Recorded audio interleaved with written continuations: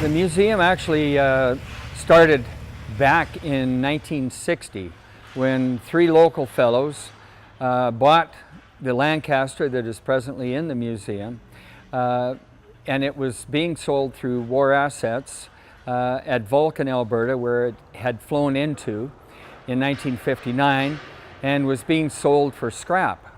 And it was about to be cut up in pieces for pots and pans. They put a bid in of $513.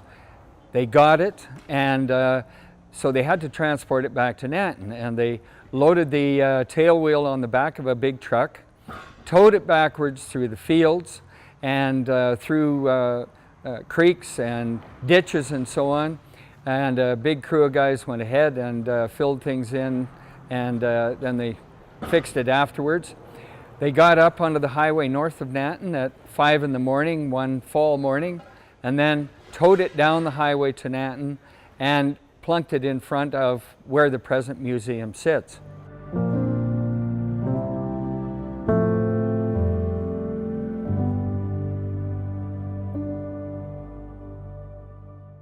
And we started working on it and cleaning the interior out.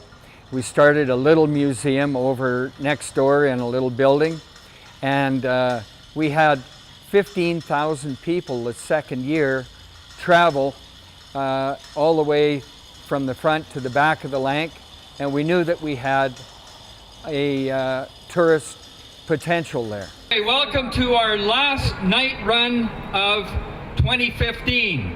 They are 70-year-old engines. We've rebuilt them to run. We occasionally do run into problems, whether it be an electrical thing or fuel-related problems. But by and large, 95% of the time we have a pretty flawless engine start. During World War II, the Lancasters, about this time of night, were getting ready to go out on their bombing operations over occupied Europe.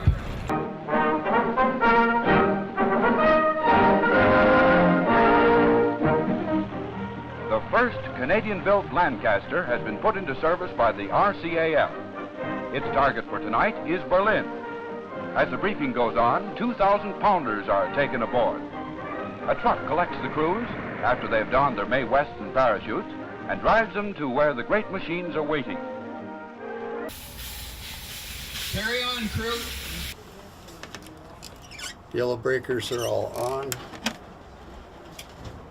Starboard fuel valve, select number 2. On. Throttle half open. The Lancaster became a very integral part of Bomber Command. It was rated the best bomber on the Allied side during World War II in the European theater. It could lift the biggest bomb load, carry it higher and faster to the target, and was safer for the crews to operate in because it was higher and it could stand up to a lot of punishments.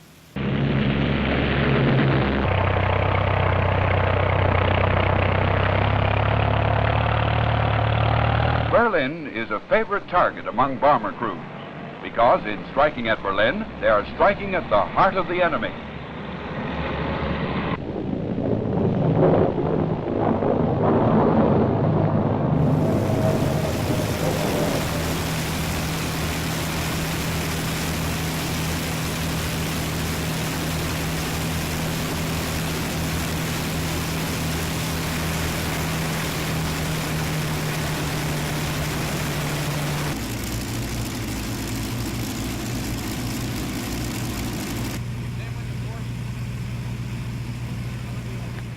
There you go, folks! The roar of the mighty four!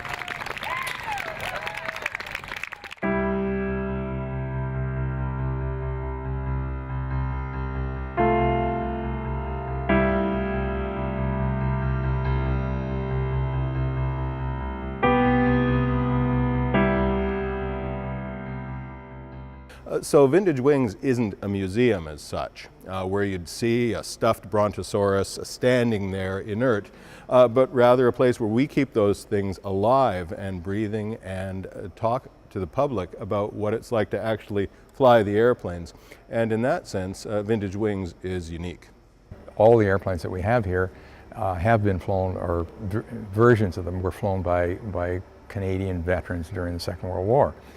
And so the idea was to build, I guess, almost a memorial, a flying memorial for veterans of the Second World War. And that's really what you see here.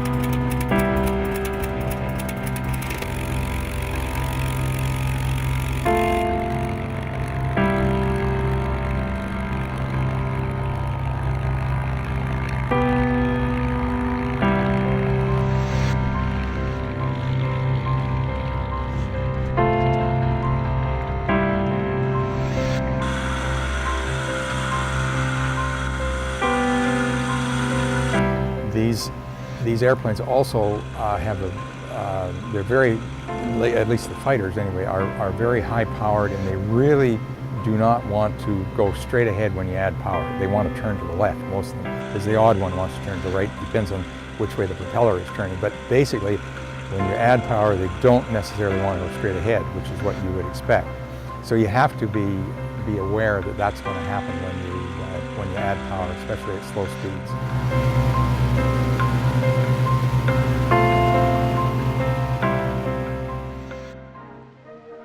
When the raid is over, none of our aircraft is missing.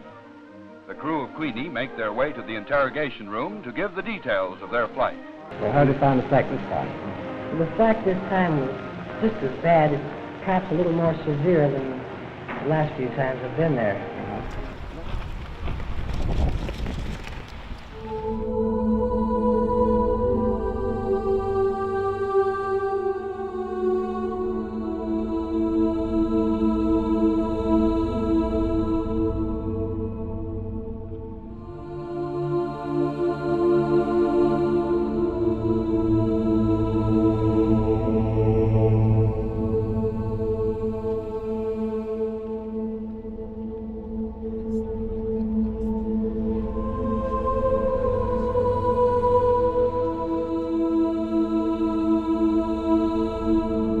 We're going to have to enlist the help of the next generation and the generation after that to carry on this tradition and to keep the museum operational.